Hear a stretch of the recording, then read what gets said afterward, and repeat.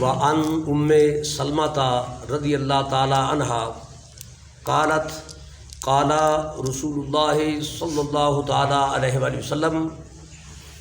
یہ حدیث پاک ام المؤمنین حضرت ام سلمہ رضی اللہ تعالی عنہا آپ سے روایت ہے. آپ فرماتی ہیں قال رسول اللہ صلی اللہ تعالی علیہ وآلہ وسلم کہ تاجدار کائنات صلی اللہ تعالی علیہ وآلہ وسلم نے ارشاد فرمایا، جب کسی مسلمان کو کوئی تکلیف پہنچے، جب کسی مومن کو کوئی مصیبت پہنچے تو وہ وہی کہا کرے جس کا اللہ نے حکم دیا ہے. مومن کو کوئی تکلیف پہنچے تو وہ وہی کہا کرے جس کا اسے اللہ نے حکم دیا ہے. بھائی سمجھنا پڑے گا مصیبت اور تکلیف میں کیا کہنے کا اللہ نے حکم دیا ہے. تو رسول اللہ صلی اللہ علیہ وسلم کا فرمان ام المؤمنین ارشاد فرماتی ہے، سرکار کا فرمان تھا بھی رب چاہتا ہے تم مصیبت میں یوں کہا کرو انا للہ و انا الیہ راجعون. اور آگے بھی ہے فرمایا اللہم اجرنی فی مصیبتی وَأَخْلِفْ لِي خَيْرًا مِّنْهَا. یہ کہا کرو مصیبت میں، مشکل میں. تو اس کا مطلب بھی سمجھتے جائیں اِنَّا لِلَّهِ وَإِنَّا إِلَيْهِ رَاجِعُونَ کہ ہم اللہ کے لیے ہیں اور اسی کی طرف لوٹ کے جانا ہے. اللہم اجرنی فی مصیبتی، اے اللہ مجھے مصیبت میں اجر عطا فرما، اور ظاہر اجر صبر پر ہوگا. اور آگے ہے وَأَخْلِفْ لِي خَيْرًا مِّنْهَا، اللہ مجھے اس کا بہتر بدل عطا فرما. بعض دوست پوچھتے ہیں بدل کیا ہے؟ بھائی بدل آپ یوں سمجھ لیں بھی بدل کمپیریٹیو ہوتا ہے جسے آپ متبادل کہتے ہیں، یا اس کا بدلہ کہہ لیں بھی اس کے بدلے میں اس سے بہتر عطا فرما.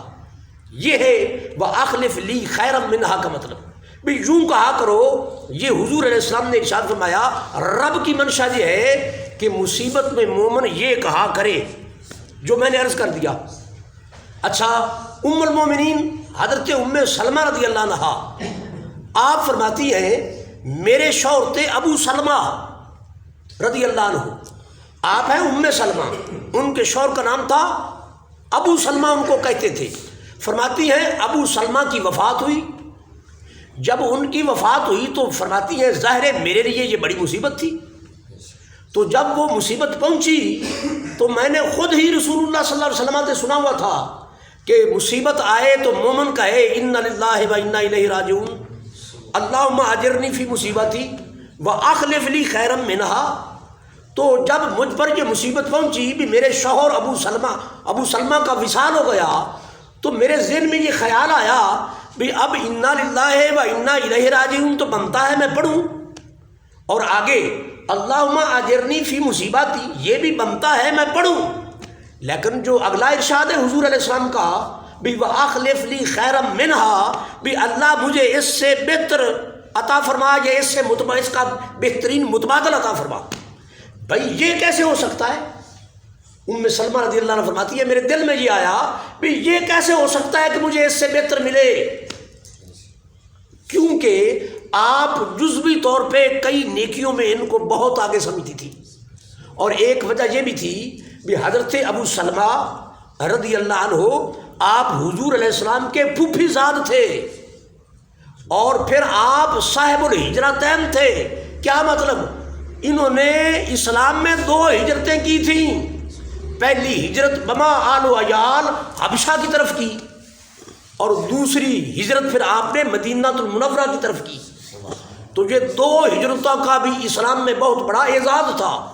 تو فرماتی ہیں یہ حضور سے خاندانی میرا رشتہ اور ان کا تقدس اور پارسائی یہ دیکھ کر میرے ذہن میں آیا بھی اب میں اگر کہوں وَأَخْلِفْ لِي خَيْرًا مِّنْهَا یا اللہ مجھے ان کا بہترین متبادل عطا فرما، تو اب اس کا متبادل کیسے ہو سکتا ہے بہترین؟